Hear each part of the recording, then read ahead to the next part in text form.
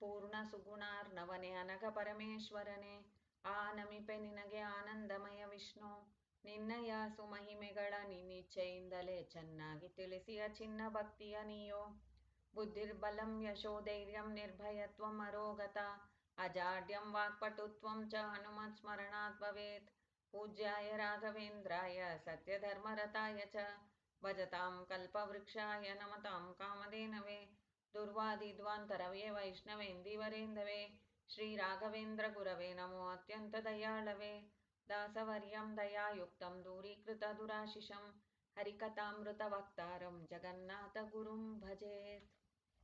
ಶ್ರೀ ವಿಜಯದಾಸ ಗುರುಭ್ಯೋ ನಮಃ. ಇವತ್ತು ನಾವು ವಿಜಯದಾಸರ್ ಸುಳಾದಿ ಮಧ್ವಮತದ ಮಹಿಮೆ, ಆ ಮಹಿಮಾ ಸುಳಾದಿಲಿ ಕೊನೆ ಭಾಗದಲ್ಲಿದ್ದೆವು.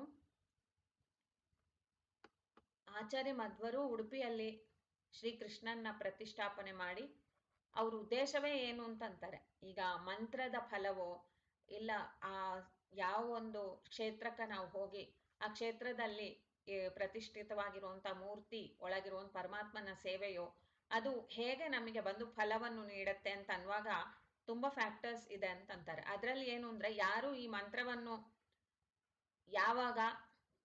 ಮಂತ್ರವನ್ನು ಕಂಡುಕೊಂಡ್ರು ಅವರೋಡ ಬಲ ಎಂಥದ್ದು, ಅವರೋಡ ಮನಸ್ಥಿತಿ ಎಂಥದ್ದು, ಇದೆಲ್ಲ ಆ ಮಂತ್ರದಲ್ಲಿರುವಂಥ ಪವರ್ನ ಅದು ಹೇಳುತ್ತೆ. ಅಂದರೆ ಯಾರು ಅದ್ರ ಮೇಲೆ ಅದು ಹೋಗುತ್ತೆ. ಈಗ ನಾವು ಜನರಲ್ ಆಗಿ ಒಂದು ಮಾತು ಕೇಳ್ತೇವೆ, ದೇವ್ರ ನಾಮಗಳು ಅಂತ ಅನ್ನೋಂಥದ್ದನ್ನ ಹೇಳ್ರಿ, ಅಂಕಿತ ಇರೋವಂಥ ದೇವ್ರ ನಾಮಗಳನ್ನು ಹೇಳಿ ಅಂತ. ಈಗ ನಾವು ದೇವ್ರ ನಾಮವೇ ಯಾಕೆ ಹೇಳ್ತೇವೆ ಅಂತಂದ್ರೆ ಅದರಲ್ಲಿ ಬಂದು ನಾವು ಹೇಗೆ ಪರಮಾತ್ಮನ ಕೊಂಡಾಡಬೇಕು, ಇಲ್ಲ ನಮ್ಮ ಜೀವನವನ್ನು ನಾವು ಹೇಗೆ ದೇವರಿಗೆ ಸಮರ್ಪಣೆ ಮಾಡಬೇಕು, ಎಷ್ಟೆಷ್ಟೋ ವಿಚಾರಗಳು ನಮಗೆ ಅದನ್ನು ನಮ್ಮ ಓನ್ ಭಾಷೆಯಲ್ಲಿ ನಾವು ದೇವ್ರ ಮುಂದೆ ನಿಂತ್ಕೊಂಡಾಗ ಹೇಳಕ್ ಬರಲ್ಲ. ಆದ್ರೆ ಅವರು ಅದನ್ನ ನಮ್ಮ ಪರವಾಗಿ ತಿಳಿದವರು ಹೇಳಿರುವಂತದ್ನವೇ ನೀವು ಹೇಳಿ ಅಂತಂದ್ರು. ಈಗ ಏನ್ನ ದೇವ್ರ ಮುಂದೆ ನಾನು ಸ್ತೋತ್ರ ಮಾಡ್ಬೇಕು ಅಂತ ನನ್ಗೆ ಗೊತ್ತಿಲ್ಲದೆ ಇದ್ದಾಗ ಅವಾಗ ಆ ಸ್ತೋತ್ರ ಯಾರು ಕಂಡುಕೊಂಡಿದ್ದಾರೆಯೋ ಅವ್ರ ಸ್ತೋತ್ರ ಮುಖ್ಯ ಆಗತ್ತೆ. ಯಾರು ನೋಡದೇ ಇದ್ದವರು ನನ್ಗ ಒಂದು ಸ್ತೋತ್ರ ಮಾಡ್ತೀನಿ ಅಂತ ಕೊಟ್ರು ಅಂದ್ರೆ ಅವ್ರಿಗೆ ಅದ್ರ ಅನುಭವನೂ ಇಲ್ಲ, ಭಗವಂತ ಅಂದ್ರೆ ಯಾರು ಅಂತ ಗೊತ್ತಿಲ್ಲ. ಅವ್ರು ಇನ್ನೊಬ್ರು ಸ್ತೋತ್ರ ಹೀಗೆ ರಚನೆ ಮಾಡಿದ್ದಾರೆ, ನಾನು ಹಾಗೆ ಮಾಡ್ತೀನಿ ಅಂತ ಅವ್ರು ಮಾಡಿ ಕೊಡ್ತಾರೆ. ಅದು ಬಂದು ನೋಡೋದಕ್ಕೆ ಅದು ಕಾಪಿ ಅಂತಾನೆ, ಆದ್ರೆ ಒರಿಜಿನಲ್ ಅಂತ ಅನ್ನೋಂಥದ್ದಾನೆ ಅಲ್ಲಿ ಹೋಗಿ ತಲುಪುವಂಥದ್ದು. ಹಾಗಾಗಿ ಆ ಒರಿಜಿನಲ್ ಅಂತ ಅನ್ನೋಂಥದ್ರಲ್ಲಿ ಇರುವಂತ ಬಲ ಈ ಕಾಪಿಯಲ್ಲಿ ಇರಲ್ಲ. ನಮಗ್ ನೋಡೋದಕ್ಕೆ ಇವ್ರದ್ದು ಹಾಡು ಚೆನ್ನಾಗೇ ಇದೆ, ಯಾಕೆ ಹೇಳ್ಬಾರ್ದು ಅಂತ ಅನ್ಸುತ್ತೆ. ಆದ್ರೆ ಅದ್ ಯಾಕೆ ಹೇಳ್ಬಾರ್ದು ಅಂತಿಲ್ಲ, ಹೇಳ್ರಿ ಹೇಳ್ಬೇಕಾದ್ರೆ. ಆದ್ರೆ ಅದ್ರಲ್ಲಿ ಆ ತಲುಪುವಂತ ಪವರ್ ಏನಿದೆಯೋ ಅದಿಲ್ಲ ಅಲ್ಲಿ. ಆ ಪರಮಾತ್ಮನಿಗೆ ಹೋಗಿ ರೀಚ್ ಆಗ್ಬೇಕು ಅಂದ್ರೆ ಅದನ್ನು ಯಾರು ಹೇಳಿದ್ರೋ ಅವರೋಡ ಬಲ ಅದರಲ್ಲಿ ತುಂಬಿರತ್ತೆ. ಅವ್ರು ಅದನ್ನ ಆ ದೇವರ ಹತ್ರ ಹೋಗಿ ಅದು ಸೇರೋದಕ್ಕೆ ಅದು ಮುಖ್ಯವಾಗಿರತ್ತೆ. ಅದಕ್ಕೆ ತಾನೆ ಅಪರೋಕ್ಷ ಜ್ಞಾನಿಗಳು ಅಂತಂದ್ರೆ ಹಿರಿಯರಾದ ಜ್ಞಾನಿಗಳು, ಚೆನ್ನಾಗಿ ಅವರು ಪರಮಾತ್ಮನ ಭಕ್ತಿಯಲ್ಲೇ ನುರಿತರಾದವರು ಅಂಥವ್ರು ರಚನೆ ಮಾಡಿದ್ದು ಆ ಭಕ್ತಿಯೋಡ ಒಂದು ಅವಸ್ಥೆಗಳು ಅವರಲ್ಲಿ ಯಾವಾಗ್ಲೂ ನಡೀತಾ ಇರುತ್ತೆ. ಹೊತ್ತಿಗೂ ಅವರು ಆ ಭಕ್ತಿಯಲ್ಲೇ ಮುಳುಗ್ತಾ ಇದ್ರು. ಭಕ್ತಿಲಿ ಮುಳುಗಿ ಅವ್ರಿಗೇನೋ ಒಂದು ಹಾಡು ರೂಪದಲ್ಲಿ ದೇವ್ರ ನಾಮ ಬರ್ತಾ ಇತ್ತು, ಅದನ್ನು ಅವ್ರು ರಚನೆ ಮಾಡ್ತಾ ಇದ್ರು. ಅದು ಅಷ್ಟು ಮುಖ್ಯ. ಅದೇ ತರ ತಾನು ಇಲ್ಲಿನು ಉಡುಪಿ ಕ್ಷೇತ್ರಕ್ಕೆ ಏನು ವಿಶೇಷ ಅಂತಾರೆ. ಉಡುಪಿ ಕ್ಷೇತ್ರ ಅಂತಂದ್ರೆ ಅದನ್ನು ಸ್ಥಾಪನೆ ಮಾಡಿದ ಆ ಭಗವಂತನ ರೂಪ ಅದು ಬಂದು ಒಂದು ಶಿಲಾಮಯವಾದದ್ದು ಪ್ರತೀಕ. ಆ ಪ್ರತೀಕ ಕೂಡ ಒಂದು ಶ್ರೇಷ್ಠ ಇದೆ. ಯಾಕೆಂದ್ರೆ ನಾವು ಅಂತೇವಲ್ಲ, ಜಡದಲ್ಲಿ ಕೂಡ ಪರಮಾತ್ಮ ಬಂದು ಕಾಣೋಂಥವನಾಗಿದ್ದಾನ. ಯಾರಿಗೆ ಅಂದ್ರೆ ಅಷ್ಟು ಎತ್ತರವಾಗಿರುವಂತ ಯಾರು ಅಂತ ಭಕ್ತಿ ಜ್ಞಾನಗಳಿಂದ ಸಂಪನ್ನರಾಗಿದ್ದಾರೆಯೋ ಅವರಿಗೆ. ಆತರ ಆಚಾರ್ಯ ಮಧ್ವರು ಅಂತಂದ್ರೆ ಅವ್ರ ಜೀವೋತ್ತಮರ ಅವತಾರ. ಅವ್ರು ಪರಮಾತ್ಮನ ಎಲ್ಲ ಕಡೆಯಲ್ಲೂ ಕಂಡ್ರು ಅಂತ ಅವರೋಡ ಜೀವನ ಚರಿತ್ರೆಯಲ್ಲಿ ಹೇಳಿ ನಿರೂಪಣ ಮಾಡ್ತಾರೆ. ಅವರು ಈ ಪರಮಾತ್ಮನ ಈ ಒಂದು ದ್ವಾರಕಾಯಲ್ಲಿ ರುಕ್ಮಿಣಿ ಕೈಯಲ್ಲೇ ಪೂಜೆಗೊಳ್ತಾ ಇರುವಂತ ಈ ವಿಗ್ರಹವನ್ನು ತಂದು ಇಲ್ಲಿ ಸ್ಥಾಪನೆ ಮಾಡಿದ್ರು ಅಂತ ಅನ್ನುವಾಗ ಯಾಕೆ ಅಂತ ಅನ್ನೋಂಥದ್ದಕ್ಕೂ ಉತ್ತರ ಕೊಡ್ತಾರೆ. ಮುಂದೆ ಬರುವಂತ ಜನಾಂಗಕ್ಕೆಲ್ಲ ಒಂದು ಸಾಧನೆಯಲ್ಲಿ ವಿಘ್ನಗಳು ಬರ್ದೇ ಇರ್ಬೇಕು ಅಂತ ಅನ್ನೋಂಥ ಒಳ್ಳೆ ಒಂದು ಉದ್ದೇಶ ಅವ್ರಿಗಿತ್ತು. ಇವರಿಗೆಲ್ಲ ಹೇಗಾದ್ರೂ ಮಾಡಿ ಅವರು ಸಾಧನೆಗೆ ಅಡ್ಡಿ ಬರ್ತಾ ಇದೆ. ಅಂದ್ರೆ ಇವಾಗ ನಾವು ಏನೋ ಒಂದು ಲೌಕಿಕ ಸಾಧನೆ ಅಂತ ನಮ್ಗೆ ಅದ್ಬೇಕು ಇದ್ಬೇಕು ಅಂತ ಅದರಲ್ಲಿ ವಿಘ್ನ ಬಂದ್ರೆ ಅದೇನೋ ಮಾಡಿ ಇದು ಮಾಡೋದು ಅದು ಟೆಂಪ್ರರಿ ಅದು. ಆದ್ರೆ ಸಾಧನೆ ಅಂತ ಅನ್ನೋದು ಮಾಡೋದಕ್ಕೆ ಈ ಶರೀರ ಬಂದಿದೆ. ಇದು ಒಂದು ಶರೀರ ಟೆಂಪ್ರರಿ, ಆದ್ರೆ ಅದ್ರಲ್ಲಿ ನಾವು ಮಾಡೋನ್ ಸಾಧನೆ ಟೆಂಪ್ರರಿ ಅಲ್ಲ. ಅದು ಬಂದು ಅನಾದಿ ಕಾಲದಲ್ಲಿ ಕೂಡ ನಮಗೆ ನಾವು ಮಾಡಿರುವಂತ ಕರ್ಮನೆಲ್ಲ ಕೂಡ ಅಳಿಸುವಂತ ಶಕ್ತಿ ಇದೆ ಅದಕ್ಕೆ. ಅಂದ್ರೆ ಅದ್ರೋಡ ಒಂದು ಅನಾದಿ ಕರ್ಮದ ಪ್ರಭಾವ ನನ್ನ ಮೇಲೆ ಏನ್ ಬೀಳ್ಬೇಕೋ ಅದನ್ನು ಬಂದು ಒಂದು ಗಂಟು ರೂಪದಲ್ಲಿ ಬೀಳ್ದೇನೆ ಪರಮಾತ್ಮನ ಸೇವಾ ರೂಪದಲ್ಲಿ ಹೋಗೋ ಹಂಗೆ ಈ ದೇಹದಿಂದ ನಾವು ಮಾಡುವಂತ ಸಾಧನೆಗಳು ಇದೆ. ಅಂತ ಸಾಧನೆಗಳನ್ನ ನಾವು ಮಾಡೋದಕ್ಕೆ ಅಡ್ಡಿಗಳು ತುಂಬಾ ಇರತ್ತೆ ಅಂತಾರೆ. ಆ ಯಾವ್ದು ಅಡ್ಡಿಗಳು ಅಂತಂದ್ರೆ ನಾವು ಮಾಡಿರುವಂತ ಕರ್ಮವೇ. ಅದರಿಂದ ಈ ಏನು ಅಡಚಣೆಗಳು ಅಡ್ಡಿಗಳು ಇವರು ಜೀವರೋಡ ಸಾಧನೆಗಿದೆಯೋ ಅದನ್ನು ಪರಿಹಾರ ಮಾಡುಪ್ಪ ಅಂತ ಕೃಷ್ಣನ್ನ ಅವರು ಪ್ರಾರ್ಥನೆ ಮಾಡಿ ಅಲ್ಲಿ ಅದನ್ನ ಆ ತಂತ್ರಸಾರೋಕ್ತವಾಗಿ ಇದನ್ನು ಸ್ಥಾಪನೆ ಮಾಡಿದ್ದಾರೆ ಅಂತ ಹೇಳ್ತಾರೆ. ಉಡುಪಿ ಕ್ಷೇತ್ರದ ಮಹಿಮೆ ಎಂತದ್ದು ಅಂತ ಅದಕ್ಕೆ ಇಲ್ಲಿ ವಿಜಯದಾಸರು ಬಂದು ಈ ಅಂದ್ರೆ 4ನೇದಾದ್ಮೇಲೆ 5ನೇದ್ರಲ್ಲಿ ಅವರು ಉಡುಪಿ ಕ್ಷೇತ್ರದ ವರ್ಣನೆ ಕೊಡ್ತಾರೆ. ಆ ಉಡುಪಿ ಕ್ಷೇತ್ರದ ಮಹಿಮೆ ಯಾಕಂದ್ರೆ ಅದ್ರಲ್ಲಿ ಸ್ಥಾಪನೆ ಮಾಡಿರುವಂತವ್ರು ಎಂತವ್ರು ಅಂತಾರೆ. ಆ ಸ್ಥಾಪನೆ ಮಾಡಿದವರು ಪರಮಾತ್ಮನ ನಾವು ಹೇಗೆ ಕಾಣ್ಬೇಕು ಅಂತ ಅನ್ನೋದನ್ನ, ಅಂದ್ರೆ ಹೇಗ್ ಕಾಣ್ಬೇಕು, ಆ ಅಪರೋಕ್ಷ ಜ್ಞಾನದಲ್ಲಿ ಕಾಣುವಂಥದ್ದು ಹಂಗೆಂತ ಅನ್ನೋದು ನಮ್ಮ ಕೈಲಿಲ್ಲ. ಆದ್ರೆ ಆ ಶಬ್ದದಿಂದ ಅವನ್ನ ಹೇಗ್ ನಾವು ಅರ್ಥ ಮಾಡ್ಕೋಬೇಕು, ಪದಾರ್ಥಗಳಲ್ಲಿ ಅವನನ್ನು ನಾವು ಹೇಗೆ ಗುರ್ತಿಸ್ಬೇಕು, ಅವನು ಇದ್ದಾನಂತ ಅನ್ನೋಂತ ಎಚ್ಚರವಾದ್ರೂ ನಮಗ್ ಬೇಡುವ ಅಂತಂದ್ರು. ಈ ಚಿಂತನೆಯನ್ನ ಕೊಟ್ಟ ಆಚಾರ್ಯರೇ ತನ್ನ ಗುರು ಅಂತ. ಅದರ ಆ ಗುರುಗಳನ್ನು ಸ್ತೋತ್ರ ಮಾಡ್ತಾರೆ. ಆ ಗುರುಗಳು ಸ್ಥಾಪ ಮಾಡಿದ ಈ ಉಡುಪಿ ಕ್ಷೇತ್ರ ಅಂತ ಅನ್ನುವಂಥ ಜಾಗದಲ್ಲಿರುವಂತ ಆ ಕೃಷ್ಣನ ವಿಗ್ರಹ, ಅದ್ರೊಳ ವೈಭವ, ಅದರಲ್ಲಿರುವಂತ ಪೂಜಾ ಕ್ರಮಗಳು ಅದೆಲ್ಲ ಕೂಡ ಶ್ರೇಷ್ಠವಾದದ್ದು ಅಂತಂದ್ರು. ಯಾಕೆ ಅಂತಂದ್ರೆ ಅದು ಆ ವೈಭವ ಆ ಏನೇ ಇದ್ರೆ ಕೂಡ ಅದು ಜೀವನ್ ಮೇಲೆ ಪರಿಣಾಮ ಆಗ್ಬೇಕು. ಹೋದವ್ರಿಗೆ ಬಂದು ನಾನು ಸ್ವಲ್ಪ ಇನ್ನೂ ಒಂದು 4 ದೇವ್ರ ನಾಮ ಹೇಳ್ಬೇಕು, ನಾನೇನಾದ್ರೂ ಒಂದು ಭಗವಂತ ಅಂದ್ರೆ ಯಾರು ಅಂತ ತಿಳಿಬೇಕು, ಈ ತರದ ಒಂದು ಚಿಂತನೆ ಅವರಿಗೆ ಬರಕ್ಕೆ ತುಂಬಾ ಸಾಧ್ಯತೆ ಇದೆ. ಇನ್ನೂ ಬರ್ಲಿಲ್ಲ ಅಂತಂದ್ರೆ ಅವ್ರು ಮತ್ತೆ ಮತ್ತೆ ಹೋಗಿ ಸೇವೆ ಮಾಡ್ಬೇಕು ಅಂತ ಅರ್ಥ ಅಷ್ಟೇ. ಅವ್ರವ್ರ ಕರ್ಮನ ಅಂದ್ರೆ ಆ ಕರ್ಮದೋಡ ಬಾಧೆ ನಮಗ್ ಬಂದು ಈ ತರದ ಅಡಚಣೆಗಳು ಕೊಡುತ್ತೆ. ಅದನ್ನು ಪರಿಹರಿಸ್ಕೊಳ್ಳೋದಕ್ಕೆ ಈ ಉಡುಪಿ ಕ್ಷೇತ್ರ ಅಂತ ಅನ್ನೋದಕ್ಕಿಂತ ಉತ್ತಮ ಕ್ಷೇತ್ರ ಯಾವುದೂ ಇಲ್ಲ ಅಂತಾರೆ.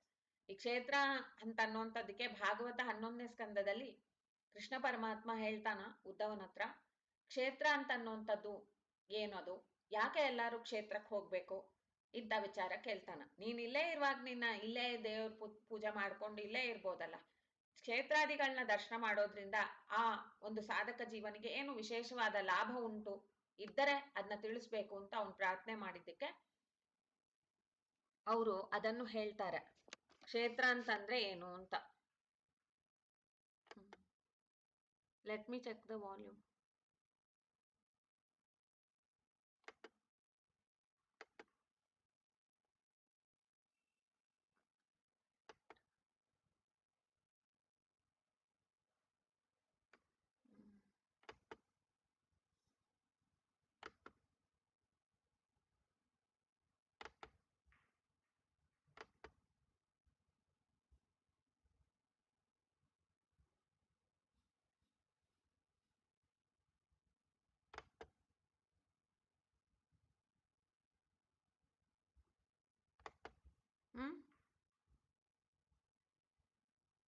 ಓಕೆ, ಇವಾಗ ಸದ್ಯಕ್ಕೆ ಹೀಗೆ ಇರಲಿ. I am not able to see what is wrong.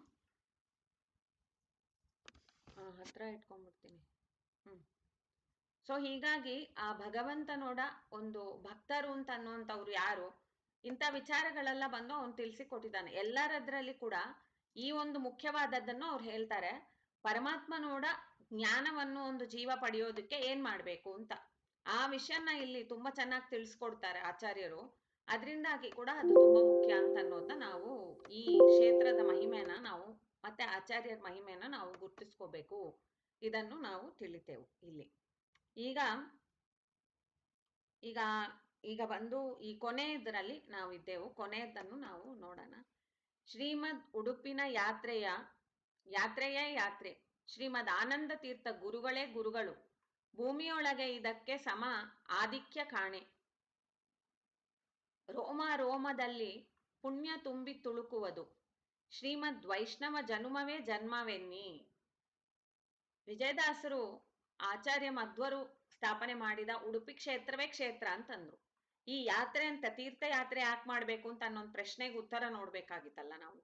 ಉದ್ಧವನಿಗೆ ಆಮೇಲೆ ಕೃಷ್ಣ ಹೇಳ್ತಾನ, ತೀರ್ಥಕ್ಷೇತ್ರ ಅಂತಂದ್ರೆ ನಮ್ಮನ್ನು ಬಂದು ತೀರ್ಥ ಅಂತ ಅನ್ನೋಂಥದ್ದು ಯಾವುದು ಅಂದ್ರೆ ಶಾಸ್ತ್ರ. ಆದ್ರೆ ಆ ಶಾಸ್ತ್ರ ಅಂತ ಅನ್ನೋದಕ್ಕೆ ಏನ್ ಮಹತ್ವ ಅಂತಂದ್ರೆ ಅದು ಶ್ರವಣ ಮಾತ್ರದಿಂದ ಆ ಜೀವನ ಬಂದು ಪವಿತ್ರ ಮಾಡುವಂತ ಗುಣ ಇದೆ. ಆ ಶ್ರವಣ ಅಂತ ಅನ್ನೋದು ಮಾಡೋದಕ್ಕೆ ಮನಸ್ಸಾಗೋದಿಲ್ಲ ಜನರಿಗೆ. ಇವಾಗ ತೀರ್ಥಕ್ಷೇತ್ರಕ್ಕೆ ಹೋದಾಗ ಏನಾಗತ್ತೆ ಅಂತಂತಾರೆ, ಅಲ್ಲಿ ಹೋಗಿ ನಾವು ನಿಯಮವಾಗಿ ಹೋಗಿ ಸೇವೆ ಮಾಡಿದಾಗ ನಾವು ನಮ್ಮ ಮನಸ್ಸು ಅಂತ ಅನ್ನೋದ್ರಲ್ಲಿ ಒಂದು ಏನು ತುಂಬಾ ಕೊಳೆಗಳಿರತ್ತೋ ಅದು ಬಂದು ಸ್ವಲ್ಪ ಸಡಿಲಾಗತ್ತೆ. ಅವಾಗ ಹರಿನಾಮ ಕೀರ್ತನೆ, ಹರಿನಾಮನ ಹರಿಯೋಡ ಕತೆ ಇದೆಲ್ಲ ನಮಗೆ ಸವಿಯಾಗಿ ಅನಿಸುತ್ತೆ. ಯಾವಾಗ ನಾವು ಬಂದು ಕೇಳಬೇಕು ಅಂತ ನಮಗೆ ಅನ್ಸತ್ತೆ, ಅವಾಗ ನಮ್ಮ ತೀರ್ಥಕ್ಷೇತ್ರ ಯಾತ್ರೆಯಿಂದ ನಮಗೆ ಫಲ ಸಿಕ್ಕಿದೆ ಅಂತ ಅರ್ಥ ಅಂತ ಗುರುಗಳು ತಿಳಿಸ್ತಾರೆ.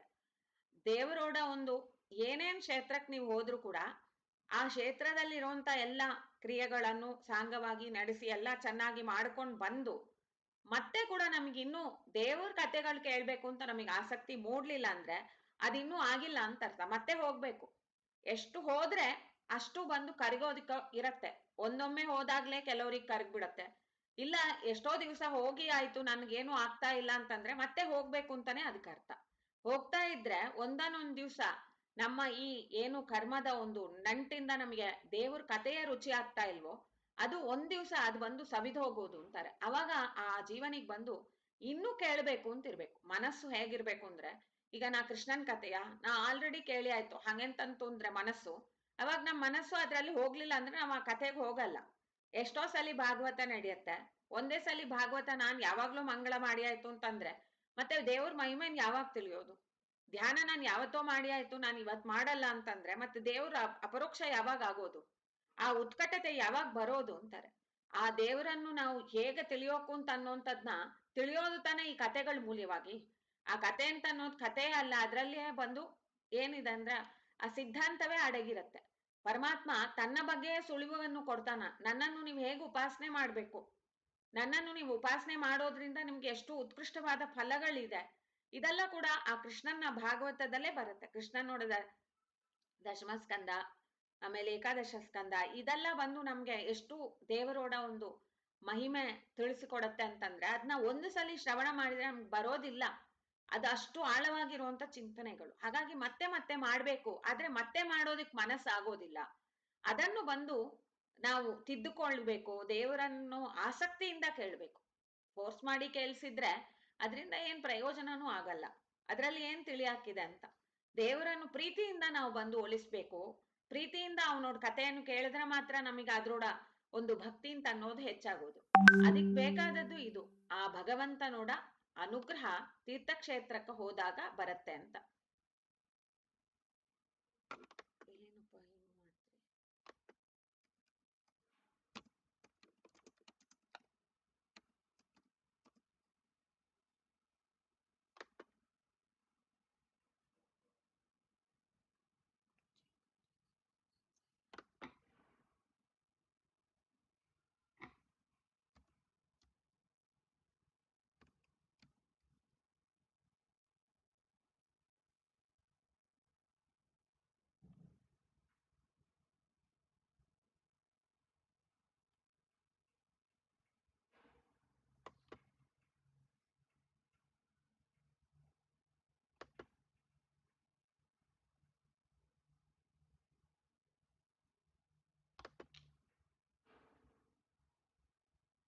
ಒಂದ್ ನಿಮಿಷ ಚೈನ್ ಸೆಟ್ ಮಾಡಿ ನೋಡ್ತೀನಿ.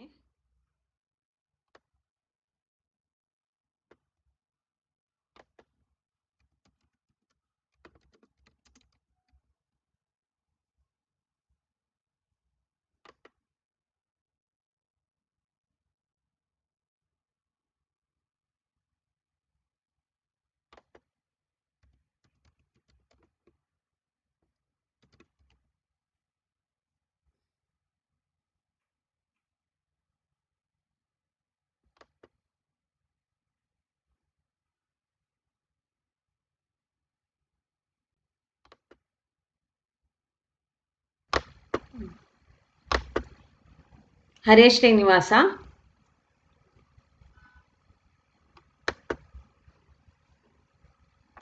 ಇವಾಗ ಕೇಳ್ಸತ್ತಾ?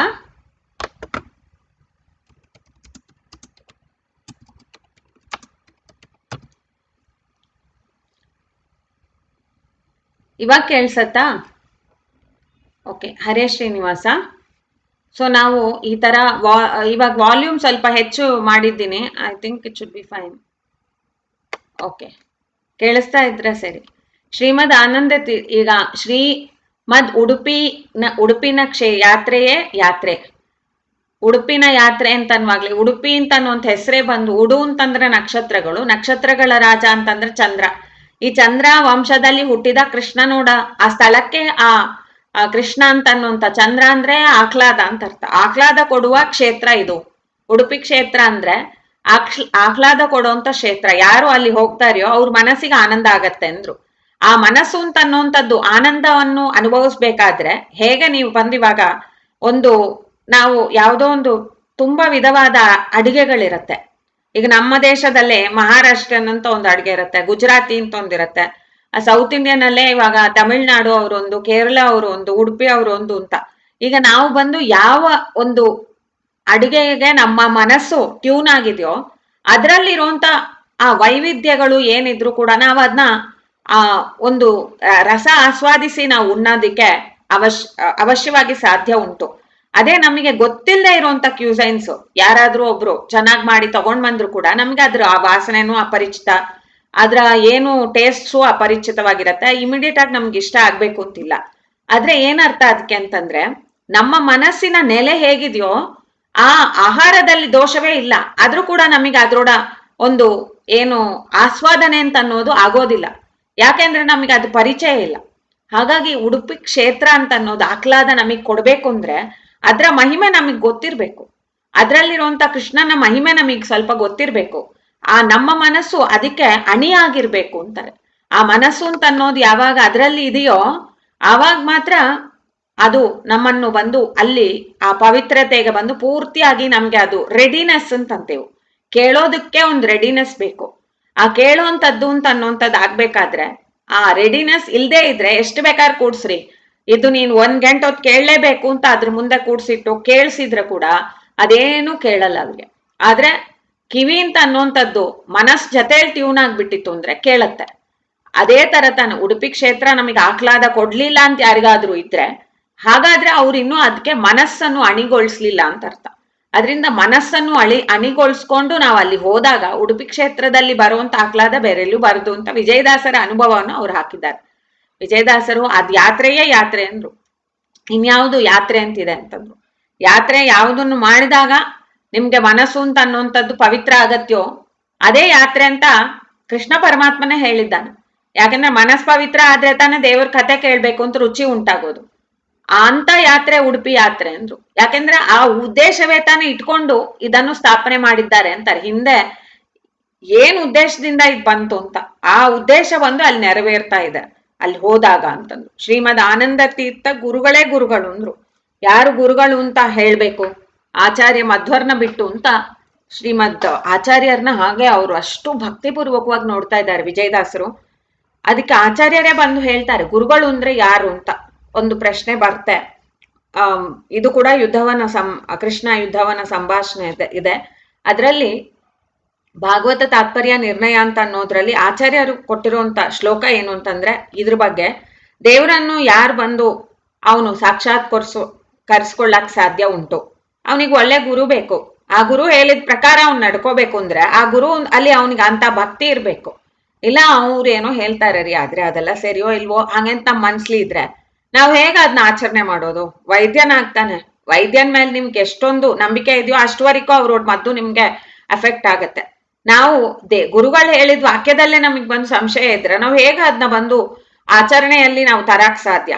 ಅದರಿಂದ ಅವ್ರು ಹೇಳ್ತಾರೆ ಹೇಗೆ ಇರ್ಬೇಕು ಒಂದ್ ಮನುಷ್ಯ ಅಂತ. ಅವಾಗ ಅವರು ಗುರು ಬಗ್ಗೆನೂ ಹೇಳ್ತಾರೆ. ಯಮಾನ್ ಅಭೀಕ್ಷ್ಣಂ ಸೇವೇತ ನಿಯಮಾನ್ ಮತ್ಪರಃ ಕ್ವಚಿತ್ ಮದಭಿಜ್ಞಂ ಗುರುಂ ಶಾಂತಂ ಉಪಾಸೀತ ಮದಾತ್ಮಕಂ ಅಂತ. ಇವ್ರತ್ತ ಎಲ್ಲರೂ ಕೂಡ ಸಜ್ಜನರಾಗಿರೋಂಥವ್ರು, ಪರಮಾತ್ಮನ ನಾನು ದರ್ಶನ ಮಾಡ್ಬೇಕು ಒಂದ್ ದಿವ್ಸ ಅಂತ ಅನ್ನೋಂಥವ್ರು ಯಮ ನಿಯಮಗಳನ್ನ ಮಾಡ್ಬೇಕು ಅಂದ್ರು.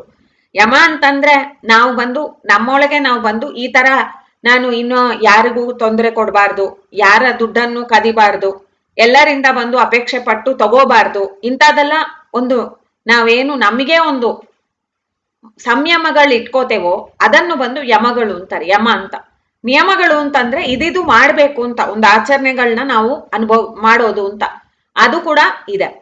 ಈಗ ಆ ಎರಡನ್ನು ಕೂಡ ಮಾಡ್ಕೊಂಡಿರ್ಬೇಕು.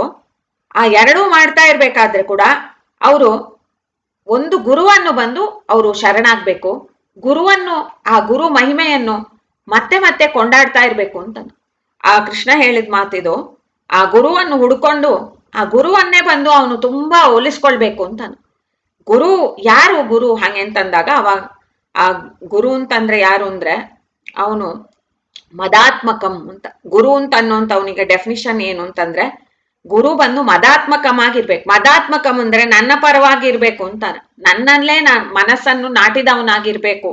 ಮತ್ತಂತಂದ್ರೆ ಇಲ್ಲಿ ಮದಾತ್ಮಕಂ ಅಂತ ಕೃಷ್ಣ ತನ್ನ ಹೇಳ್ತಾನ, ಅದರಿಂದ ಅವನು ಏನಂತಾನ ನನ್ನಲ್ಲೇ ಮನಸ್ಸು ನೆಟ್ಟವ್ರಾಗಿರ್ಬೇಕು, ಅವರೇ ಗುರು ಅಂತಂತಾರೆ. ಆಚಾರ್ಯ ಮಧ್ವರಿಗಿಂತ ಯಾರು ಸಿಕ್ಕೋರು ಅಂತ ಗುರುಗಳು ಅಂತ. ನಾವು ಆಚಾರ್ಯರು ಅಂತ ಅನ್ನೋಂತ ಅವ್ರ ಡೆಫಿನಿಷನೇ ಆ ತ್ರಿವಿಕ್ರಮ ಪಂಡಿತಾಚಾರ್ಯರು ಒಡನಾಡಿದವರು ಹೇಳಿದರು, ಶ್ರೀಮದ್ ವಿಷ್ಣವಂಗ್ರಿ ನಿಷ್ಠ ಅಂತ. ಆ ನಿಷ್ಠೆಯನ್ನ ತಾನೇ ಇಲ್ಲಿ ಹೇಳ್ತಾರೆ. ಮದಾತ್ಮಕಂ ಅಂತ ಕೃಷ್ಣ ಹೇಳಿದ, ಮೈ ಅರ್ಪಿತ ಮನೋಬುದ್ಧಿ ಇದೆಲ್ಲ ಅವನು ಹೇಳ್ತಾನ. ಯೋ ಮದ್ ಭಕ್ತ ಸಮೇ ಪ್ರಿಯ ಅಂತಲ್ಲ, ನನ್ನ ಭಕ್ತನಾದವನು ಹೀಗಿರ್ಬೇಕು, ತನ್ನ ಬುದ್ಧಿಯನ್ನು, ತನ್ನ ಮನಸ್ಸನ್ನು, ತನ್ನ ಎಲ್ಲವನ್ನು ಕೂಡ ನನ್ನಲ್ಲೇ ಸರ್ವಸ್ವವನ್ನು ಅವನು ಅರ್ಪಣೆ ಮಾಡ್ಬೇಕು ಪ್ರೀತಿಯಿಂದ ಅಂತಾನ. ಅಂತ ಗುರುಗಳು ಅಂತ ಅನ್ನೋಂಥವ್ರು ಆ ಉಪದೇಶವನ್ನು ಜನರಿಗೆ ಕೊಟ್ರು. ನೀವೇನ್ ಮಾಡ್ಬೇಕು ಅಂದ್ರೆ ಎಲ್ಲಾ ಕೆಲಸ ಮಾಡ್ರಿ, ನಿಮ್ಮ ನನ್ ಪಾಲಿನ ಕರ್ಮ ಮಾಡಿ, ಬಂದುದನ್ನು ಉಣ್ಣಿ, ಹರಿಯ ಚರಣದ ಅರಿವು ತಪ್ಪದಿರಲಿ ಅಂದ್ರು. ಆ ಹರಿ ಚರಣಗಳನ್ನ ಯಾಕೆ ಮರಿತ್ರಿ ಅಂತಂದ್ರು ಆಚಾರ್ಯರು. ಯಾಕೆಂದ್ರೆ ಹರಿಗಿಂತ ಉತ್ತಮ ಯಾರಿದ್ದಾನ ನಿಮ್ಮನ್ನು ರಕ್ಷಿಸೋಂತವ? ಹರಿರೇವ ಪರೋ ಹರಿರೇವ ಗುರುಹು ಹರಿರೇವ ಜಗತ್ ಪಿತೃ ಮಾತೃ ಗತಿ ಅಂತಂದ್ರು. ನನ್ಗೆ ಅಪ್ಪ ಇದ್ದಾನ, ನನ್ನ ನೋಡ್ಕೊಂಬ, ನನ್ನ ಅಮ್ಮ ಇದ್ದಾಳೆ, ನನ್ನ ಗುರು ಇದ್ದಾರೆ, ಯಾರೋ ಇದ್ದಾರೆ ನನ್ಗೆ ಅಂತ ನಾವು ಯೋಚನೆ ಮಾಡ್ತೇವು. ಅವ್ರಂತಾರೆ ಹರಿಗಿಂತ ಉತ್ತಮ ಯಾರಿದ್ದಾನ? ಹರಿತಾನೆ ನಿನ್ನ ತಾಯಿ, ಹರಿತಾನೆ ನಿನ್ನ ತಂದೆ, ಹರಿತಾನೆ ನಿನ್ನ ಗುರು ಅಂತ. ಇದನ್ನು ಹೇಳ್ಬೇಕಾದ್ರೆ ನೀವು ಒಂದು ಆಚರಣೆ ಮಾಡಿ ಅದನ್ನು ಅನುಭವಿಸಿ ಅದನ್ನು ಹೇಳೋ ಮಾತ್ರದಲ್ಲಿ ತಾನೆ ಅದ್ರೊಡ ಪವರೇ ಇದೆ. ಆ ಆಚರಣೆ ಮಾಡಿದವರು ಆಚಾರ್ಯ ಮಧ್ವರು. ಮದಾತ್ಮಕಂ ಅಂತನ್ನಲ್ಲ ಕೃಷ್ಣ. ಆ ಮದಾತ್ಮಕ ಶಬ್ದವನ್ನು ಆಚಾರ್ಯರು ಬಂದು ವಿಸ್ತಾರವಾಗಿ ಹೇಳಿ, ಯಾವಾಗಲೂ ಕೂಡ ಸಂತತ ಕೂಡ ಅನಂತವಾಗಿರುವಂತಹ ಪರಮಾತ್ಮನ ಮೇಲೆ ಯಾರು ಚಿಂತನೆಯನ್ನು ಮಾಡ್ತಾ ಇರ್ತಾನೆಯೋ ಅವನೇ ಗುರು ಅಂತ ಅಂದಿರುತ್ತೆ. ಮದಾತ್ಮಕಂ ಅಂತ ಅನ್ನೋ ಶಬ್ದ ವ್ಯಾಖ್ಯಾನ ಅದು. ಪರಮಾತ್ಮನಲ್ಲೇ ಮನಸ್ಸನ್ನು ಸದಾ ಸರ್ವದಾ ಕೂಡ ಇಟ್ಟಿರೋಂಥವ್ರೇ ಗುರು. ಅಂತ ಗುರುಗಳಾಗಿ ಇರುವಂತ ಆಚಾರ್ಯ ಮಧ್ವರ ಮತದಲ್ಲಿ ನಾವು ಬಂದಿದ್ದೆವು. ಮತ್ತೆ ಮಧ್ವ ಸಿದ್ಧಾಂತದಲ್ಲಿ ಆಚರಣೆಗಳು ಅಂತ ಅನ್ನೋಂಥದ್ದು ಅಂತ ಉತ್ತಮವಾದ ಒಂದು ಫಲವನ್ನು ಕೊಡುವಂಥದ್ದು ಅಂತ ಅನ್ನೋದ್ರಲ್ಲಿ ಯಾವ ಸಂಶಯ ಇದೆ? ಯಾಕೆಂದ್ರೆ ಗುರುಗಳು ಅಂತಂದ್ರೆ ಯಾರು ಅಂತ ಅನ್ನೋದನ್ನ ಕೃಷ್ಣ ಹೇಳಿದ ಮಾತದು. ಕೃಷ್ಣ ಹೇಳಿದ ಮಾತನ್ನೇ ವ್ಯಾಖ್ಯಾನ ಮಾಡಿ ಹೇಳೋಂಥದ್ದು ಆಚಾರ್ಯರು. ಗುರು ಅಂದ್ರೆ ಯಾರು ಅಂತ ಅವರು ಆ ಗುರು ಅಂತ ಅನ್ನೋಂಥವ್ರ ಬಗ್ಗೆ ಬೇಕೇ ಬೇಕು, ಅವರೋಡ ಮಹಿಮೆಯನ್ನು ನಾವು ತಿಳಿಬೇಕು ಅಂತ. ಆ ಮಹಿಮೆಯನ್ನು ತಾನೇ ಇಲ್ಲಿ ವಿಜಯದಾಸರು ವರ್ಣನೆ ಮಾಡ್ತಾರೆ, ಗುರು ಅಂದ್ರೆ ಯಾರು ಅಂತ. ಆ ಗುರುಗಳ ವರ್ಣನೆ ಇಷ್ಟು ದಿವಸ ನಾವು ನೋಡ್ತಾ ಬರ್ತೇವೆ. ಯಾಕೆಂದ್ರೆ ಅವ್ರು ಕೊಟ್ಟಿರುವಂತ ಆ ಸಿದ್ಧಾಂತದ ಮಹಿಮೆ ಅವರೋಡ ಮಹಿಮೆಯೇ ತಾನೆ. ಅವ್ರೇನ್ ಹೇಳ್ಕೊಟ್ರು ಅಂತಂದ್ರೆ ಅದೇ ಒಂದು ಮಹಾ ಮಹಿಮೆ. ಸೊ ಇಲ್ಲಿ ಶ್ರೀಮದ್ ಆನಂದ ತೀರ್ಥರೇ ಗುರುಗಳು ಅಂದ್ರು. ಬೇರೆ ಯಾರು ಗುರುಗಳಿದ್ದಾರೆ? ಆ ಗುರುಗಳೇ ಅವರು ಅಂತ. ಭೂಮಿಯೊಳಗೆ ಇದಕ್ಕೆ ಸಮ ಆದಿಕ್ಯ ಕಾಣೆ. ಇದಕ್ಕೆ ಸಮ ಅಂತಂದ್ರೆ ಇಲ್ಲಿ ಉಡುಪಿ ಕ್ಷೇತ್ರದಲ್ಲಿ ಬಂದು ನಾವು ಮಾಡೋಂತ ಏನೇ ಸಾಧನೆ ಇದ್ರೆ ಕೂಡ ಅದೇ ನಮಗೆ ಉತ್ಕೃಷ್ಟವಾದ ಫಲವನ್ನು ಕೊಡೋದು ಅಂತಂತಾರೆ. ಇಲ್ಲಿ ಭೂಮಿಯಲ್ಲಿ ಬಂದು ಇದಕ್ಕಿಂತ ಉತ್ತಮವಾದದ್ದು ಯಾವುದೂ ಇಲ್ಲ ಅಂತ. ಇಂಥ ಒಂದು ಉತ್ತಮವಾಗಿರುವಂತ ಕ್ಷೇತ್ರ ಇದು. ಆಮೇಲೆ ಅವ್ರಂತಾರೆ ರೋಮ ರೋಮದಲ್ಲಿ ಪುಣ್ಯ ತುಂಬಿ ತುಳುಕುವುದು ಅಂತ. ಹೇಗಿದೆ ಈ ಉಡುಪಿ ಕ್ಷೇತ್ರ? ಏನು ಪುಣ್ಯ ಮಾಡಿತೋ ಈ ನೆಲದ ಮಣ್ಣು ಅಂತ ನಮ್ಮ ಗುರುಗಳು ಹಾಡ್ತಾರೆ. ಏನು ಪುಣ್ಯ ಮಾಡಿತೋ ಈ ನೆಲದ ಮಣ್ಣು? ಯಾಕೆ ಈ ಪುಣ್ಯ ಮಾಡಿದ್? ಏನ್ ಪುಣ್ಯ ಅದು? ಯಾಕೆಂದ್ರೆ ಆಚಾರ್ಯ ಮಧ್ವರ್ ನಡೆದಾಡಿದ ಮಣ್ಣು ಅಂತಂದ್ರು. ಈ ಮಣ್ಣು ಮೇಲೆ ಆಚಾರ್ಯರು ನಡೆದಾಡಿದ್ರು. ಒಂದೊಂದು ರೋಮದಲ್ಲಿ ಕೂಡ ಆ ಒಂದು ಮಹಾಪುರುಷನಾಗಿರುವಂತ ಆಚಾರ್ಯರೋಡ ಪಾದ ಧೂಳಿಗಳಿದೆ ಅಂತ ಒಂದು ರೋಮ ಅಂತಂದ್ರೆ ಒಂದೊಂದು ಭೂಮಿಯಲ್ಲಿ ಹುಟ್ಟಿರುವಂತ ಒಂದೊಂದು ಹುಲ್ಲುಗಳಿಗೆ ಕೂಡ ಎಷ್ಟು ಭಾಗ್ಯ ಅಂತಾರೆ. ಈ ಭಾಗ್ಯ ಏನು ಅಂದ್ರೆ ಆ ಒಂದು ಕ್ಷೇತ್ರಕ್ಕೆ ಆ ಆಚಾರ್ಯರು ಬಂದು ನಡೆದಾಡಿದ ಕ್ಷೇತ್ರ ಅದು. ಅವರನ್ನು ಉಳಿಸ್ಕೊಳ್ಬೇಕು ಅಂತ ಅನ್ನೋಂಥ ಜನರು ಕೂಡ ಅಲ್ಲಿ ನಡೆದಾಡುವಂತ ಕ್ಷೇತ್ರ ಅದು. ಅಂತ ಒಂದೊಂದು ಜಾಗ ಕೂಡ ಅದು ಪವಿತ್ರವಾಗಿದೆ ಅಂತಂದ್ರು. ಆ ಪರಿಸರವೇ ಪವಿತ್ರವಾಗಿದೆ ಅಂತಂದ್ರು. ಶ್ರೀಮದ್ ವೈಷ್ಣವ ಜನ್ಮವೇ ಜನ್ಮವೆನ್ನಿ ಅಂತಂದ್ರು. ಯಾವ ವಿಷ್ಣುವನ್ನು ಬಂದು ನೀನು ಸ್ತೋತ್ರ ಮಾಡು, ವಿಷ್ಣುವೇ ತಾನೆ ನೀನ್ ಸರ್ವಸ್ವ ಅಂತ ತಿಳಿಸಿಕೊಟ್ಟ ಆಚಾರ್ಯರು ಹೇಳಿದ ಮಾತು, ವಿಷ್ಣು ತಾನೆ ಸರ್ವಶ್ರೇಷ್ಠ. ಹಾಗಾಗಿ ಯಾವ ಜನ್ಮದಲ್ಲಿ ನಾವು ವಿಷ್ಣುವನ್ನು ಆರಾಧನೆ ಮಾಡಕ್ ಸಾಧ್ಯ ಆಗತ್ತೋ ಅದೇ ವೈಷ್ಣವ ಜನ್ಮ. ವಿಷ್ಣು ಅಂತಂದ್ರೆ ಯಾರು? ವಿಷ್ಣು ಅಂದ್ರೆ ವಿಷಪ್ರವೇಶ ಅಂತಾರೆ. ಯಾರು ಎಲ್ಲರಲ್ಲಿಯೂ ಪ್ರವೇಶ ಮಾಡಿ, ಆ ಎಲ್ಲಾ ಪ್ರವೇಶ ಮಾಡಿ ಏನ್ ಮಾಡ್ತಾನ? ಸುಮ್ಮನೆ ಇರೋದಿಲ್ಲ. ವಿಷ್ಣು ಅಂತಂದ್ರೆ ವಿಶೇಷವಾದ ನಕಾರೋ ಹಾಗೆಂತಂದ್ರೆ ಬಲಂ, ಶಕಾರ ಪ್ರಾಣ ಆತ್ಮ ಅಂತಾರೆ. ಪ್ರಾಣ ಅಂದ್ರೆ ಪ್ರವೇಶ ಮಾಡಿ ಅವನೇ ಅಲ್ಲಿ ಎಲ್ಲಾ ಚೇಷ್ಟೆಯನ್ನು ಮಾಡ್ತಾನ. ಪ್ರಕೃಷ್ಟವಾದ ಚೇಷ್ಟೆಗಳನ್ನು ಮಾಡುವವ ಅವನೇ ಬಂದು ಬಲಸ್ವರೂಪನಾಗಿದ್ದಾನ. ಯಾರು ಒಂದು ಜೀವ ಅಂದ್ರೆ ಅವನು ಅಶಕ್ತ ಅಂತಾರೆ. ಈ ದೇಹಧಾರಣೆ ಕೂಡ ಅವನಿಗೆ ಸಾಧ್ಯ ಇಲ್ಲ. ದೇಹಧಾರಣೆ ಸಾಧ್ಯ ಇಲ್ಲ ಅಂತ ಅಂದ ಮೇಲೆ ದೇಹದಲ್ಲಿ ಮಾಡೋ ಚಟುವಟಿಕೆ ಹೇಗೆ ಅವನಿಂದ ಸಾಧ್ಯ? ಕೈನ ಎತ್ತೇಳು, ಮನಸ್ಸಿಂದ ಯೋಚನೆ ಮಾಡು, ಬಾಯಿಲಿಂದ ಮಾತಾಡು, ಇದಕ್ಕೆಲ್ಲ ಹಿಂದೆ ಎಷ್ಟೋ ಹಿನ್ನೆಲೆಗಳಿದೆ. ಹೇಗ ಈ ಒಂದು ಮಾತು ನಮ್ ಬಾಯಿಲಿಂದ ಬರುತ್ತೆ ಅಂತಂದ್ರೆ ಅದನ್ನ ನಾವು ಸೈನ್ಸ್ ಇಂದ ಸ್ಟಡಿ ಮಾಡಿದ್ರೆ ಅದಕ್ಕೆ ಎಷ್ಟೋ ಪ್ರಾಸೆಸ್ ಇದೆ. ಆ ಎಲ್ಲಾ ಪ್ರಾಸೆಸಸ್ ನ ಯಾರು ಮಾಡುತ್ತಾನ? ಆ ಪ್ರಾಸೆಸಸ್ ನ ಮಾಡ್ತಾ ಇರುವಂತ ಮುಖ್ಯ ಪ್ರಾಣನ ಆದೇಶದಂತೆ ಇರುವಂತ ದೇವತೆಗಳು. ಇದ್ರ ವಿವರ ಎಲ್ಲ ಯಾರು ಕೊಟ್ರು? ಆಚಾರ್ಯರು ಕೊಟ್ರು. ಆಚಾರ್ಯರು ಬಂದು ಎಲ್ಲದಕ್ಕೂ ಆದ್ರೆ ಮೂಲವಾಗಿರುವಂತದ್ದು ಪರಮಾತ್ಮನ ಇಚ್ಛೆ ಅಂತಂದ್ರು. ಇದೇ ತಾನ ವೈಷ್ಣವ ಜನ್ಮದಲ್ಲಿ ನಾವು ಅಂದ್ರೆ ಅದು ಅವ್ರ ಹೆಸರೇ ಹೇಳುತ್ತೆ. ವಿಷ್ಣು ಅಂತ ಅನ್ನೊಂದ್ ಶಬ್ದವೇ ಅದು ಪರಮಾತ್ಮನೋಡ ಈ ಗುಣಗಳೆಲ್ಲ ಬಂದು ಅದು ತಿಳಿಸುತ್ತೆ ಅಂತ ಅಂದ್ಬಿಟ್ಟು ಹೇಳ್ತಾರೆ. ವಿಷ್ಣು ಶಬ್ದವೇ ಆ ವೇದಾದಿಗಳಲ್ಲಿ ಬೇರೆ ಬರ್ತಾನೆ ಇರತ್ತೆ. ಅದಕ್ಕೆ ವ್ಯಾಖ್ಯಾನ ರೂಪ ತುಂಬಾ ಇದೆ. ಆಚಾರ್ಯರಂದ್ರು ವಿಷ್ಣು ತತ್ವ ವಿನಿರ್ಣಯ ಅಂತ ಒಂದು ಗ್ರಂಥ ಬರೆದ್ರು. ಅದ್ರಲ್ಲಿ ಅವ್ರಂದ್ರು ವಿಷ್ಣು ಅಂತಂದ್ರೆ ಯಾರು ಅಂತ ಅದನ್ನ ಚೆನ್ನಾಗಿ ವಿಶೇಷವಾಗಿ ನಿರ್ಣಯ ಮಾಡಿ ಕೊಡ್ತೀನಿ ಅಂತಂದು ಅವ್ರು ಆ ಗ್ರಂಥದಲ್ಲಿ ಬಂದು ಹೇಳ್ತಾರೆ. ಸದಾಗಮೈಕ ವಿಜ್ಞೇಯಂ ಸಮತೀತಾಕ್ಷರಾಕ್ಷರಂ ನಾರಾಯಣಂ ಸದಾ ವಂದೇ ನಿರ್ದೋಷ ಅಶೇಷ ಸದ್ಗುಣಂ ಅಂತ. ಪರಮಾತ್ಮ ಈ ವಿಷ್ಣು ಯಾರು ಗೊತ್ತಾ? ಅವನು ಸದಾಗಮಗಳಿಂದ ಗಮ್ಯನಾಗಿದ್ದಾನ. ಅವನನ್ನು ನಾವು ತಿಳಿಬೇಕು ಅಂದ್ರೆ ನಮಗೆ ಅದೇ ಆಶ್ರಯ ಅಂತ ಹೇಳ್ಕೊಟ್ರು. ಎಲ್ಲೆಲ್ಲೋ ಹೋಗಿ ಹುಡುಕ್ಬೇಡ್ರಿ, ಸದಾಗಮಗಳು ಅಂತಿದೆ ಅದ್ರಲ್ಲಿ ಹುಡುಕಿ ಅಂತಂದ್ರು. ಅದ್ರಲ್ಲಿಂದ ಅವನ್ ಗಮ್ಯನಾಗ್ತಾನ. ಅವನನ್ನು ಸದಾಗಮೈಕೆ ವಿಜ್ಞ ಸಮತೀತಾಕ್ಷರಾಕ್ಷರಂ ಅದು ಅಂದ್ರೆ ಅವನು ಬಂದು ನೀವು ಇಲ್ಲಿ ನೋಡೋಂಥದ್ದು ಯಾವುದೂ ಇಲ್ಲ ಅಂದ್ರು.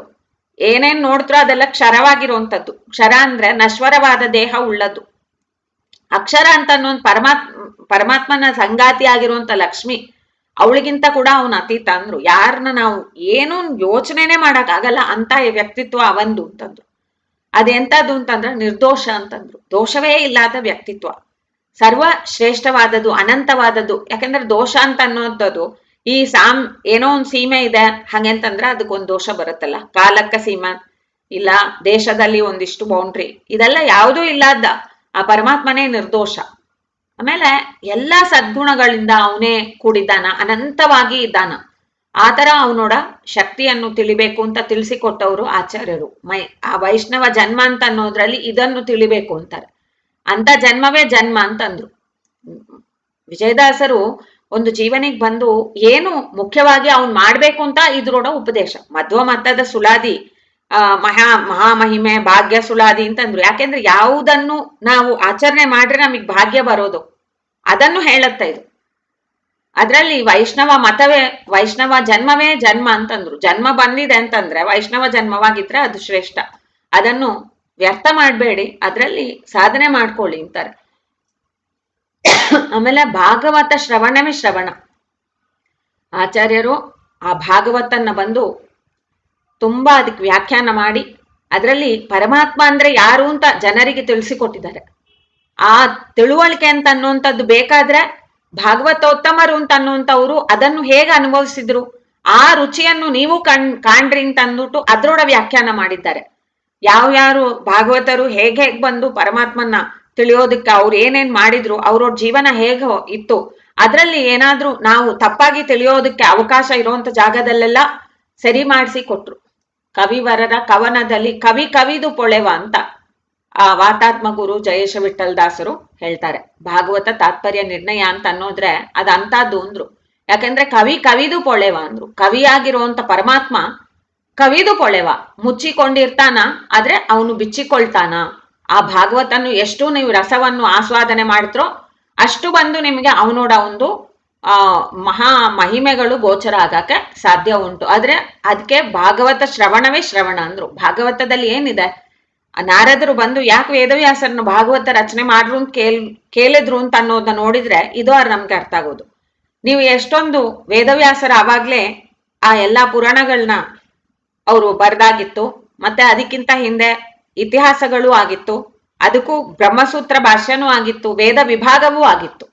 ಇಷ್ಟೆಲ್ಲ ಆದ್ಮೇಲೆ ಅವ್ರು ಸುಮ್ಮನೆ ಕೂತಿದ್ರು. ಆವಾಗ ನಾರದ್ರು ಅವ್ರನ್ನ ಅಪ್ರೋಚ್ ಮಾಡಿ ಹೇಳ್ತಾರೆ, ಏನು ಸ್ವಾಮಿ ಯಾಕೆ ಅಂತಂದ್ರು. ಏನೋ ಒಂದು ಬಿಟ್ಟು ಹೋಗಿದಂಗಿದೆ ಅಲ್ಲ ನನಗೆ ಅಂತ ಅಂದ್ರು ಅಂತ ವೇದವ್ಯಾಸರು. ಅವಾಗ ನಾರದ್ರು ಅಂದ್ರು, ನೀವು ಬಂದು ಮಹಾಭಾರತ ಆಮೇಲೆ ಎಷ್ಟೋ ಪುರಾಣಗಳು ಎಲ್ಲ ಬರ್ದಿದ್ರಿ, ಆದ್ರೆ ನಿಮ್ಮ ಒಂದು ಮಹಾಮಹೇಂದ್ರ ಭಗವಂತನ ಮಹಿಮೆಯೇ ಪೂರ್ತಿಯಾಗಿ ಇರುವಂತ ಒಂದು ಗ್ರಂಥ ಬೇಕಾಗಿದೆ ಅಂತ. ಅಂದ್ರೆ ಇದು ಏನಂತಾರೆ ಅಂದ್ರೆ, ಇದರಲ್ಲೇ ಒಂದು ವ್ಯಾಖ್ಯಾನವನ್ನು ಮಾಡ್ತಾರೆ. ಭಗವಂತನಿಗೆ ಗೊತ್ತಿಲ್ಲದೆ ಇರುವಂತದ್ದು ಇದೆಯಾ?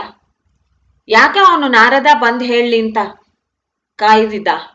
ಯಾಕಂದ್ರೆ ಜನರಿಗೆ ತಿಳಿಲಿ ಅಂತ. ಈ ಭಾಗವತ ಅಂತ ಅನ್ನೋದ್ರ ಮಹಿಮೆ ಏನು ಅಂತ ಅದನ್ನು ಜನರು ತಿಳಿಲಿ. ಯಾರು ಭಗವಂತನಲ್ಲಿ ಉತ್ಕೃಷ್ಟವಾದ ಭಕ್ತಿಯನ್ನು ಮಾಡ್ತಾ ಇದ್ದಾನ್ಯೋ ಅಂತ ನಾರದರಿಂದ ಪ್ರಶ್ನೆ. ಅವ್ರಿಗೆ ಗೊತ್ತಿಲ್ಲ ಅಂತಿಲ್ಲ, ಅವ್ರಿಗೆ ಗೊತ್ತು ಮಹಾಭಾರತ ರಚನೆ ಆಗಿದೆ, ಎಲ್ಲಾ ಪುರಾಣಗಳಲ್ಲಿಯೂ ಪರಮಾತ್ಮನ ಮಹಿಮೆ ಬಂದಿದೆ. ಆದ್ರೆ ಕೂಡ ಇನ್ನೊಂದು ಬೇಕು ಅಂತ ಯಾಕೆ ಕೇಳಿದ್ರು? ಆದ್ರೆ ಅಂದ್ರು, ಅಲ್ಲಿ ಇಲ್ಲಿ ಎಲ್ಲೋ ಕಡೆ ಇದೆ ನಿನ್ನ ಮಹಿಮೆ, ತಿಳಿಬೇಕು ಅಂದ್ರೆ ತುಂಬಾ ಆಳವಾಗಿ ಅದನ್ನ ಚಿಂತಿಸ್ಬೇಕು ಅಂತಾದ್ರಲ್ಲಿ ನಮಗೆ ಒಂದು ಗ್ರಂಥ ಇರಬೇಕು, ಅದನ್ನು ಒಂದೊಂದು ಓದುವಾಗೆಲ್ಲ ಬಂದು ನಿನ್ನ ಮಹಿಮೆ ನಮಗೆ ಗೋಚರ ಆಗ್ಬೇಕು. ಆ ತರ ನೀನು ಒಂದು ಕೊಡ್ಬೇಕುಪ್ಪ. ನಿನ್ನ ಮಹಿಮೆ ಎಂತದ್ದು ಅಂತ ನಮಗೆ ಸಾಧಾರಣ ಮನುಷ್ಯನಿಗೆ ಕೂಡ ಶ್ರವಣ ಮಾಡೋದ್ರಿಂದ ಭಕ್ತಿ ಬರ್ಬೇಕು ಅಂತ ಒಂದು ಗ್ರಂಥವನ್ನು ತಾವು ಕೊಡ್ಬೇಕು ಅಂತ ಕೇಳಿದಾಗ ರಚನೆ ಮಾಡಿದ ಗ್ರಂಥ ಇದು. ಆ ಭಾಗವತವೇ ಭಾಗವತ ಅಂತಂದ್ರು. ಯಾಕಂದ್ರೆ ಶ್ರವಣದಿಂದ ಏನ್ ಬರ್ಬೇಕು? ಶ್ರವಣದಿಂದ ಭಕ್ತಿ ಬರ್ಬೇಕು, ಜ್ಞಾನಾದಿಗಳಿಂದ ಭಕ್ತಿ. ಆ ಶ್ರವಣದಿಂದ ಭಕ್ತಿ ಕೊಡೋಂಥದ್ದು ಭಾಗವತ ಅಂತಂದ್ರು.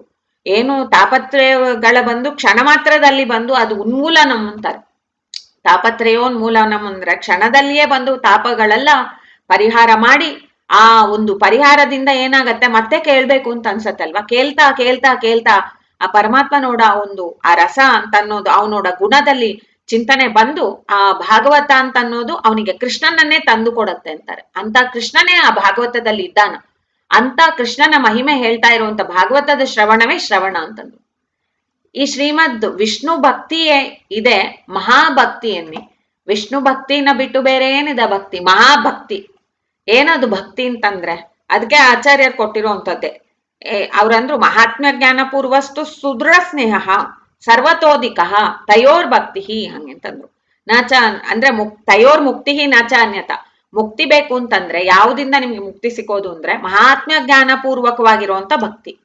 ಆ ಮಹಾತ್ಮ್ಯ ಜ್ಞಾನ ಪರಮಾತ್ಮ ನನ್ಗೆ ಇಷ್ಟು ಮಾಡ್ತಾನ ಅಂತ ಅನ್ನೋಂಥದ್ದು, ನನ್ನೊಳಗೆ ಇದ್ದಾನ ಅಂತ ಅನ್ನೋದು, ಅವನು ಪ್ರೇಷ್ಠತಮನಾಗಿದ್ದಾನ, ನನ್ನ ಪ್ರೀತಿ ಮಾಡ್ತಾ ಇರುವಂತ ಗೆಳೆಯ ಅಂತ ಅನ್ನೋದು, ಇದನ್ನ ಗಾಢವಾಗಿ ಚಿಂತಿಸ್ರಿ ಅಂತಂದ್ರು. ಎಷ್ಟೆಷ್ಟು ನಾವು ಅದನ್ನ ಭಕ್ತಿಪೂರ್ವಕವಾಗಿ ಅವನಿಗೆ ಈ ಪ್ರಾರ್ಥನೆಯನ್ನು ಮಾಡ್ತೇವೋ ಅಷ್ಟಷ್ಟು ಕೂಡ ನಮಗ್ ಬಂದು ಅದು ಉದ್ಧಾರಕ್ಕೆ ಹಾದಿ ಆಗತ್ತೆ.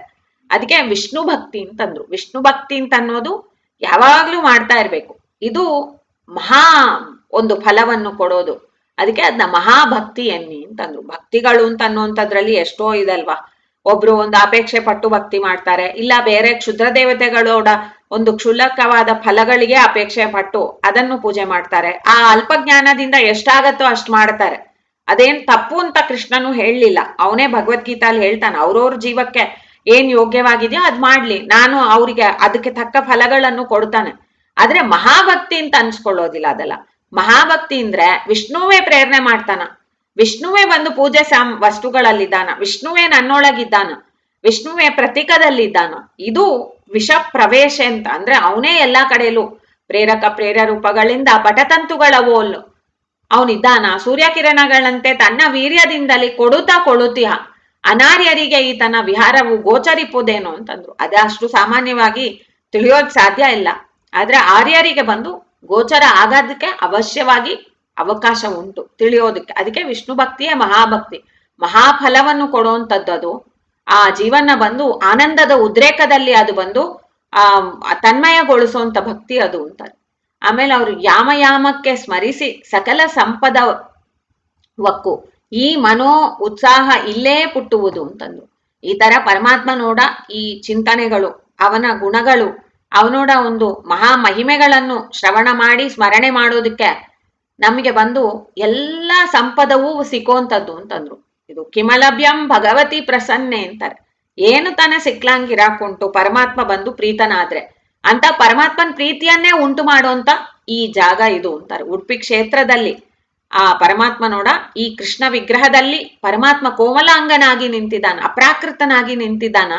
ಅವನ ಆ ಜೀವ ಅಂತ ಅನ್ನೋಂತ ಈ ಜೀವ ಯಾವಾಗ ನಾನು ಬಂದು ಬೇರೆ ಪರಮಾತ್ಮ ನೋಡ ದಾಸಾನು ದಾಸ ನಾನು, ಆ ವಿಗ್ರಹದಲ್ಲಿ ಇರುವಂತ ಮೂರ್ತಿ ಯಾವ ಪರಮಾತ್ಮನ ನಾನು ಚಿಂತಿಸ್ತಾನೆಯೋ ಅವನು ಈ ಮೂರ್ತಿಯಲ್ಲಿ ಅಡಗುವಂತವನೇ ಅಲ್ಲ. ಆದ್ರೂ ಕೂಡ ಅಧಿಷ್ಠಾನ ರೂಪದಲ್ಲಿ ಅದಿದೆ, ಅಲ್ಲಿ ಪರಮಾತ್ಮ ಸನ್ನಿಹಿತನಾಗಿ ನಮಗೆ ಅನುಗ್ರಹ ಮಾಡ್ತಾನ. ಅದು ಆಚಾರ್ಯರ ಅಂದ್ರೆ ಅವರು ಎಷ್ಟು ಎತ್ತರದ ಜೀವಿ ಅಂತ ಅವಾಗ್ಲೂ ನಮಗೆ ಜೀವೋತ್ತಮರು ಅಂತ ಅನ್ನೋದು, ಆ ಜೀವೋತ್ತಮರು ಪ್ರಾರ್ಥನೆಗಾಗಿ ಅವನು ಬಂದು ನಿಂತು ನಮಗೆ ಅನುಗ್ರಹ ಮಾಡ್ತಾನ ಅಂತ ಅನ್ನೋಂಥ ಚಿಂತನೆಗಳನ್ನು ಮಾಡಿಕೊಂಡು ಸ್ಮರಣೆ ಮಾಡ್ತಾ ಈ ಸಂಪದಕ್ಕಿಂತ ಏನು ಉನ್ನತವಾದ ಸಂಪತ್ತಿದೆ ಅಂತಾರೆ. ಅದೇ ಮನಸ್ಸಿಗೆ ಬಂದು ಉತ್ಸಾಹ ಬಂದು ಇಲ್ಲಿ ಬರೋದು ಅಂತಾರೆ. ಯಾರಿಗೆ ಭಕ್ತಿಯ ನಾನು ಮಾಡ್ಬೇಕಂತ ಯೋಚನೆ ಇದ್ರೆ ಉಡುಪಿಗೆ ಹೋಗ್ರಿ ಅಂತಾರೆ. ಉಡುಪಿಗೆ ಹೋದ್ರೆ ಅಲ್ಲಿ ಸೇವೆ ಮಾಡಿ ಅಲ್ಲಿರುವಂತ ಭಕ್ತರು, ಅಲ್ಲಿರುವಂತ ಸ್ತೋತ್ರ, ಅಲ್ಲಿರುವಂತ ಆ ಒಂದೊಂದು ನೆಲದಲ್ಲಿ ನಡೆದಾಡೋ ಮಾತ್ರಕ್ಕೆ ನಿಮಗೆ ಮನಸ್ಸಲ್ಲಿ ಉತ್ಸಾಹ ಬರೋದು. ಜೀವನದಲ್ಲಿ ನಾನೇನಾದ್ರೂ ಸಾಧಿಸ್ಬೇಕು, ಈ ಶರೀರ ಕೊಟ್ಟದಕ್ಕೆ ನಾನು ವ್ಯರ್ಥ ಹೋಗಾಡ್ಬಾರ್ದು, ಅದನ್ನ ಒಳ್ಳೆ ದೇವರೋಡ ಒಂದು ತಿಳುವಳಿಕೆ ನನಗೆ ಬರಬೇಕು, ಆ ತರದ ಒಂದು ಉತ್ಸಾಹ ಪುಟ್ಟೋದು ಅಂತಾರೆ. ಅದಕ್ಕೆ ಯೋಮ ಗಂಗಾದಿ ಕ್ಷೇತ್ರ ನೋಡಲು ಆಗದಿ ಇದಕ್ಕೋ ಅಂತಂದ್ರು. ಅಂದ್ರೆ ಏನೇ ಎಷ್ಟೇ ದೊಡ್ಡ ದೊಡ್ಡ ಕ್ಷೇತ್ರಗಳು, ಎಲ್ಲಿ ಗಂಗಾದಿ ಕ್ಷೇತ್ರಗಳಿಗಿಂತ ಉತ್ತಮವಾದ ಕ್ಷೇತ್ರ ಇದು ಅಂತಂದ್ರು. ಯಾಕೆ ಇದನ್ನ ಹೇಳ್ತಾರೆ? ಯಾಕೆಂದ್ರೆ ಗಂಗಾ ಕ್ಷೇತ್ರ ಯಾಕೆ ಉತ್ತಮ? ಗಂಗಾ ಒಂದು ಹರಿಪಾದೋದಕ ಅಂತವೇ ಅದು ಉತ್ತಮ. ಇಲ್ಲಿ ಹರಿಯೇ ನೆಲೆಸಿದ್ದಾನ, ಜೀವೋತ್ತಮರ ಕೈಲಿಂದ ಸ್ಥಾಪನೆ ಆಗಿದ ಹರಿಯೇ ನೆಲೆಸಿರುವಂತ ಕ್ಷೇತ್ರ ಅಂದ್ರೆ ಅದ್ರ ಒಂದೊಂದು ಪರಿಸರವೇ ಉತ್ತಮ. ಅಂದ್ರೆ ರೋಮ ರೋಮವೇ ಅಷ್ಟು ಪವಿತ್ರವನ್ನು ಅದು ಮಾಡತ್ತೆ ಜೀವನ ಅಂತ. ಇದರಿಂದ ಇದು ತುಂಬಾ ಪವಿತ್ರವಾದ ಜಾಗ. ತಾಮರಸ ಪೀಠನ್ನ ಲೋಕಕ್ಕೆ ಸಮ ವಿಭೂದ ಸ್ತೋಮ ಕೊಂಡಾಡಿದ ಸರ್ವಾಗಮದಿಂದ ತಮಬುದ್ಧಿ ನಾಶಬಹುದು. ಚರಮ ಯಾತ್ರೆ ಇದೆ ಶಮದಮ ಗುಣದಲ್ಲಿ ಮುಕ್ತರೊಳಗಿಪ್ಪ ರಮೆ ಮನೋಹರ ನಮ್ಮ ವಿಜಯವಿಠಲರೇಯ ನೇಮ ನಿತ್ಯದಲ್ಲಿ ಮನಸ್ಸು ಕೊಡುವನು ನಿತ್ಯದಲ್ಲಿ ಅಂತಂದ್ರು. ಮನಸ್ಸು ದೇವರಲ್ಲಿ ನಿಲ್ಬೇಕು, ಮನಸ್ಸು ದೇವರಲ್ಲಿ ನಿಲ್ಬೇಕು. ಇದೇ ತನ್ನ ನಮ್ಮೆಲ್ಲರಿಗೂ ಇರುವಂತ ಒಂದು ಕಷ್ಟ ಸಾಧ್ಯವಾದ ಆಬ್ಜೆಕ್ಟಿವ್. ಬೇಕು ಅಂತಿದೆ ಅದು, ಮನಸ್ಸು ದೇವರಲ್ಲಿ ನಿಲ್ಬೇಕು. ಆದ್ರೆ ಅದ್ ನಿಲ್ಲಾರೆ ಅಂತ ಕೂಡ್ಲೆ ಏನೇನೋ ಬರುತ್ತೆ ಮನಸ್ಸಲ್ಲಿ. ಆ ಕೃಷ್ಣನ್ನ ಧ್ಯಾನ ಮಾಡನ್ವಾ, ಶ್ರೀನಿವಾಸನ್ನ ಧ್ಯಾನ ಮಾಡನ್ವಾ ಅಂತ ಕೂತ್ರೆ ಬೇರೆ ಯಾವ ವಿಚಾರವೋ ಬರ್ತಾ ಇರುತ್ತೆ. ಅದಕ್ಕೆ ಇಲ್ಲಿ ಹೇಳ್ತಾರೆ ಮನಸ್ಸು ಬಂದು ದೇವರಲ್ಲಿ ಕೊಡುವನು ಅಂತಂದ್ರು. ನಿತ್ಯದಲ್ಲಿ ಕೂಡ ಒಂದ್ ದಿವ್ಸ ನಾನು ಹೋಗಿ ಬಂದ್ ಕೂಡ್ಲೆ ಆವತ್ತಿನ ದಿವ್ಸ ಧ್ಯಾನ ಬಂದ್ರೆ ಸಾಕ? ಎಲ್ಲಾ ದಿನ ಕೂಡ ದೇವರಲ್ಲಿ ಧ್ಯಾನ ಬರ್ಬೇಕು. ಅಂತ ಧ್ಯಾನ ನೇಮದಿಂದ ಧ್ಯಾನ ಮಾಡುವಂತ ಒಂದು ಕ್ರಮ ನಮಗ್ ಬರೋದು ಅಂತಾರೆ ವಿಜಯದಾಸರು. ಈ ಪರಮಾತ್ಮ ಬಂದು ಇಲ್ಲಿ ನೆಲೆಸಿದ್ದು ಅವನು ಆ ಅನುಗ್ರಹವನ್ನು ಜೀವನಿಗೆ ಮಾಡ್ತಾನ. ಈ ಪರಮಾತ್ಮ ನೋಡ ಈ ಒಂದು ಮಹಾ ಮಹಿಮೆಗಳೇನಿದೆ ಅದ್ರೊಳ ಸ್ತೋಮವನ್ನು ಕೊಂಡಾಡಿದೆ ಸರ್ವಾಗಮದಿಂದ ಅಂತಂದ್ರೆ ಆಗಮಗಳು ಅಂತ ಅನ್ನೋದು ಪರಮಾತ್ಮ ನೋಡ ಮಹಿಮೆಯನ್ನು ಕೊಂಡಾಡುವಂಥದ್ದೇ. ಅದೇ ಬಂದು ಇಲ್ಲಿ ಕೊಟ್ಟಿದ್ದಾರೆ. ತಾಮರಸ ಪೀಠ ಅಂತಂದ್ರೆ ಈ ರೌಪ್ಯ ಪೀಠ ಅಂತಂತಾರೆ. ಆ ರೌಪ್ಯ ಪೀಠ ಪುರ ಆ ಲೋಕಕ್ಕೆ ಬಂದು ಸಮ. ಈ ರೌಪ್ಯ ಪೀಠ ಲೋಕ ಅಂತ ಅನ್ನುವಂಥದ್ದಕ್ಕೆ ಸಮವಾದದ್ದು ಯಾವುದಿದೆ? ವಿಭುಧ ಸ್ತೋಮ ಕೊಂಡಾಡಿದೆ ಅಂತ. ವಿಭುಧ ಸ್ತೋಮ ಅಂದ್ರೆ ತಿಳಿದವರು ಈ ಉಡುಪಿ ಕ್ಷೇತ್ರವನ್ನು ತುಂಬಾ ಕೊಂಡಾಡಿದ್ದಾರೆ ಅಂತಾರೆ. ಉಡುಪಿ ಕ್ಷೇತ್ರದ ಮಹಿಮೆ ನಾವೊಬ್ಬ ಹೇಳುವಂತವನಲ್ಲ, ಎಷ್ಟೋ ಜನರು ಹೇಳಿದ್ದಾರೆ ಅಂತಾರೆ. ಎಷ್ಟೋ ಹಿಂದೆ ಬಂದವರೆಲ್ಲ ಹೇಳಿದ್ದಾರೆ ಪರಮಾತ್ಮ ನೋಡ ಮಹಾ ಮಹಿಮೆಯನ್ನು. ಅವರು ಇಲ್ಲಿ ಬಂದು ನೀವು ಪುರಂದರದಾಸರ ರಚನೆ ಹೊಂದಿದೆ, ಅವ್ರಂತಾರೆ ಎಲ್ಲ ಜನರು ಕೂಡ ಉಡುಪಿಗೂ ಒಮ್ಮೆ ಬರ್ಬೇಕು, ಉಡುಪಿಗೆ ಬಂದು ಕೃಷ್ಣನಿಗೆ ಎಲ್ಲವನ್ನೂ ಅರ್ಪಣೆ ಮಾಡ್ಬೇಕು. ಹಿಂದೆ ಮಾಡಿದ ಕರ್ಮ, ಮುಂದೆ ಮಾಡಿದ ಕರ್ಮ ಎಲ್ಲ ಬಂದು ನಿನಗ ಅರ್ಪಣೆ ಎನ್ನಿ ಅಂತ ಕನಕದಾಸರು, ವಿಜಯದಾಸರು, ಗೋಪಾಲದಾಸರು, ಎಷ್ಟು ದಾಸರು, ಎಷ್ಟು ಯತಿಗಳು ಇನ್ನೂ ನಾಳೆಯೂ ಕೂಡ ನಾವು ನೋಡ್ತೇವೆ ಅಲ್ಲಿರುವಂತ ಮಹಾಮಹಿಮೆ ಏನು ಅಂತ. ಇದನ್ನು ಹೇಳ್ತಾರೆ. ವಿಭುಧ ಸ್ತೋಮವೇ ಕೊಂಡಾಡಿದೆ ಇವರು ಈ ಕ್ಷೇತ್ರದ ಮಹಿಮೆ, ಇಲ್ಲಿ ವಾಸ ಮಾಡ್ತಿರುವಂತ ಆ ಪರಮಾತ್ಮನ ಒಂದು ಮಹಿಮೆ ಅಂತ ಇದನ್ನ ಹೇಳ್ತಾರೆ.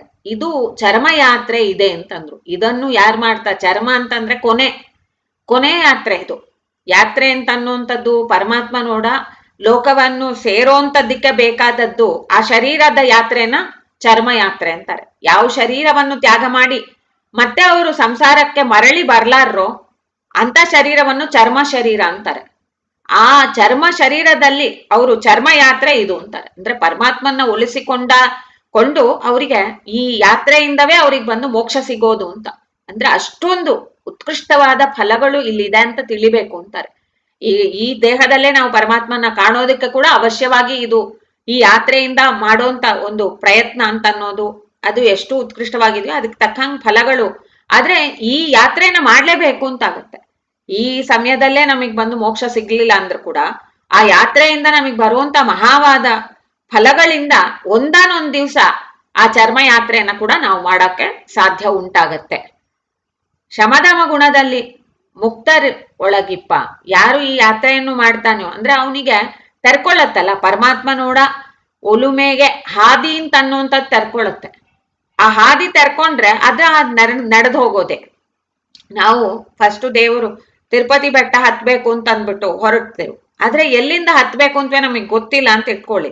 ಅವಾಗ ನಾವು ಎಲ್ಲರನ್ನೂ ಕೇಳ್ತಾ ಹೋಗ್ತೇವೆ, ಎಲ್ಲಿ ಹೋಗುತ್ತೆ ಎಲ್ಲಿ ಹೋಗುತ್ತೆ ಎಲ್ಲಿದೆ ಅಂತ. ಅವ್ರು ಹೇಳ್ತಾರೆ ಇದೇ ಹತ್ರದ ಹಾದಿ ಅಂತ ಇನ್ನೊಬ್ಬ ತೋರಿಸ್ತಾನ, ಇಲ್ಲ ಇತ್ತಾನ ಅಲ್ಲಿ ಬಿರಿ ಇಲ್ಲಿಂದ ಹೋಗಿ ಅಂತಾನ. ಈ ತರ ವಿಚಿತ್ರವಾಗಿ 2-3 ಹಾದಿಗಳು ಇದೆ. ಯಾವ್ದು ಹಾದಿ ಅಂತವೇ ಗೊತ್ತಿಲ್ಲದೆ ಸುತ್ತಾಡ್ತಾ ಇರ್ತಾರೆ ಫಸ್ಟ್. ಆಮೇಲೆ ಹಾದಿ ಗೊತ್ತಾದ್ಮೇಲೆ ಅದ್ರ ಮೇಲೆ ಹತ್ತಾ ಹೋಗ್ಬೇಕಷ್ಟೆ. ಏನ್ರಿ ಹಾದಿ ಸಿಕ್ಬಿಟ್ಟಿದೆ, ಇನ್ನೊಂದು 5 ಗಂಟೆ ಹೊತ್ತು ಹತ್ತಿದ್ರನೋ, ಇಲ್ಲ ನಾನು ಸ್ವಲ್ಪ ವಿಶ್ರಾಂತಿ ಮಾಡಿ ತಾನು ಹತ್ತಕ್ಕಾಗೋದು ಅಂದ್ರೆ 10 ಗಂಟೆ ಹೊತ್ತಾದ್ರೂ ಆಗ್ಲಿ ಇಲ್ಲೇ ಕೂತ್ಕೊಂಡು ಸ್ವಲ್ಪ ಆರಾಮ ಮಾಡಿ ದೇವ್ರ ಭಜನೆ ಮಾಡ್ಕೊಂಡು ಹೋಗ್ತೀನಿ ಅಂತ. ಆದ್ರೆ ಹೋಗೋದಂತೂ ಖರೆ. ಅದೇ ತರನೇ ಇದು ನಾವು ತಗೋಬೇಕು. ಚರ್ಮಯಾತ್ರೆ ಅಂತಂದ್ರೆ ಒಂದಾನೊಂದ್ ದಿವ್ಸ ದೇಹನ್ನ ಬಿಟ್ಟ ಅವನು ಮತ್ತೆ ಮರಳಿ ಬರ್ಲಾರ ಅಂತ ಹಾದಿ ಇದು ಅಂತಂದ್ರು. ಅದರಲ್ಲಿ ಶಮದಮಾದಿ ಸಂಪತ್ತುಗಳನ್ನು ಬಂದು ಜೀವನಿಗೆ ಕಲಿಸಿಕೊಡುವಂತದ್ದಾಗಿದೆ. ಈಗ ತನ್ನ ಶಮದಮಾದಿಗಳು ಇರೋಂತ ಆ ಮನುಷ್ಯನಿಗೆ ತಾನೇ ಭಕ್ತಿ ಅಂತ ಅನ್ನೋದು ಉತ್ಕೃಷ್ಟತೆಯಲ್ಲಿ ಬರಾಕಾಗೋದು. ಯಾವ್ದ್ಯಾರನೋ ಬೈತಾ ಇರೋದೋ ಇಲ್ಲ ಎಲ್ಲರಿಗೂ ಹಿಂಸೆ ಮಾಡುವಂತವ್ರೋಡ ಮನಸ್ಸು ಅಂತ ಅನ್ನೋದು ಹೇಗಿರೋದದು? ದೇವರನ್ನು ಚಿಂತಿಸುವಂತ ಯೋಗ್ಯತೆ ಇರೋದೇನದಕ್ಕೆ? ಎದಕ್ಕೆ ಶಮದಮಗಳು ಬೇಕು? ಮನಸ್ಸು ಅಂತ ಅನ್ನೋದ್ನ ದೇವರು ಕೂಡೋಂತ ಸ್ಥಾನವಾಗ್ಬೇಕದು. ಆ ದೇವರನ್ನು ಕೂಡಿಸೋಂತ ನಿಮ್ಮ ದೇವ್ರ ಮನೆ ಅಂತಂದ್ರೆ ಅದ್ ಹೇಗ್ ನೀವು ಚಂದ ಮಾಡಿ ಅಲಂಕಾರ ಮಾಡಿ ಇಡ್ತೇವೋ ಅದೇ ತರ ಅದು ಸ್ವಚ್ಛ ಮಾಡ್ಬೇಕು ಅಂತ ಅನ್ನೋದು. ಆ ಶೌಚಾದಿಗಳಿಂದ ಬಂದು ಮನಸ್ಸು ಅಂತ ಅನ್ನೋದು ಪವಿತ್ರ ಆಗ್ಬೇಕು. ಅದ್ರಲ್ಲಿ ತಾನೇ ದೇವರು ಬಂದು ಕೂಡುವ. ಅದಕ್ಕೆ ಈ ಶಮದಮ ಗುಣದಲ್ಲಿ ಮುಕ್ತರೊಳಗಿಪ್ಪ ಅಂತ ಆ ಗುಣಗಳು ಇವನಲ್ಲಿ ಬಂದ್ಬಿಡತ್ತೆ. ಆ ಜೀವನಲ್ಲಿ ಬಂದು ಆ ಮುಕ್ತಿ ಅಂತ ಅನ್ನುವಂತ ಒಂದು ಮುಕ್ತರ ಗುಂಪಿಗೆ ಇವರು ಸೇರ್ತಾರೆ ಅಂದ್ರು. ಯಾರು ಉಡುಪಿ ಕ್ಷೇತ್ರವನ್ನು ಯಾತ್ರೆ ಮಾಡ್ತಾರೆ ಅವ್ರಿಗೆ ಇಷ್ಟು ಉತ್ಕೃಷ್ಟವಾದ ಫಲವನ್ನು ಹೇಳ್ತಾರೆ. ಆ ರಮೆ ಮನೋಹರನೇ ನಮ್ಮ ವಿಜಯ ವಿಠಲರಯ್ಯ. ರಮಾ ಅಂತಂದ್ರೆ ಆನಂದ ಸ್ವರೂಪಳಾಗಿರುವಂತ ಲಕ್ಷ್ಮೀದೇವಿ. ಅವಳಿಗೆ ಯಾವಾಗ್ಲೂ ಆನಂದ, ಮನಸ್ಸಿಗೆ ಆಹ್ಲಾದವನ್ನು ಕೊಡ್ತಾ ಇರುವಂತ ರಮಾ ಮನೋಹರನಾಗಿರುವಂತ ಆ ಕೃಷ್ಣನೇ ವಿಜಯ ವಿಠಲ. ನನ್ನೊಳಗಿರುವಂತ ಪರಮಾತ್ಮನೇ ಈ ಉಡುಪಿ ಕ್ಷೇತ್ರದಲ್ಲಿ ಅವನು ಈ ವಿಗ್ರಹದಲ್ಲಿ ನೆಲೆಯಾಗಿ ನಿಂತು ಎಲ್ಲ ಭಕ್ತರಿಗೂ ಕೂಡ ಅನುಗ್ರಹ ಮಾಡ್ತಾನ. ಇದನ್ನು ತಿಳ್ಕೊಂಡು ನೀವೆಲ್ಲ ಹೋಗಿ ಅಂತ ನಮಗೆ ಉತ್ಸಾಹವನ್ನು ಮೂಡಿಸ್ತಾ ಇದ್ದಾರೆ. ವಿಜಯದಾಸರು ಸುಳಾದಿ ಅಂತಂದ್ರೆ ಏದೋ ಒಂದು ಶಬ್ದದ ಒಂದು ಮೂಟೆ ಅಲ್ಲ ಅದು. ಅದರಲ್ಲಿ ನೀವು ಯಾವಾಗ ಮುಳುಗ್ತ್ರೋ ನಿಮಗೆ ಉತ್ಸಾಹ ಕೊಡೋದು ಅದು. ಉಡುಪಿಗೆ ಹೋಗಿ ಬಂದಂಗ ಆಗ್ಬಿಡೋದು. ಆ ತರ ಅವರು ಶಬ್ದಗಳೇ ಇದೆ. ಅವ್ರ ಅನುಭವ ಮಾಡಿದ್ದಿಂದ ತಾನೇ ಅದು ಸಾಧ್ಯ ಆಗತ್ತೆ. ಅವರೋಡ ಅನುಭವ ಅದು. ಅವ್ರ ದಾಖಲೆ ಮಾಡ್ತಾರೆ.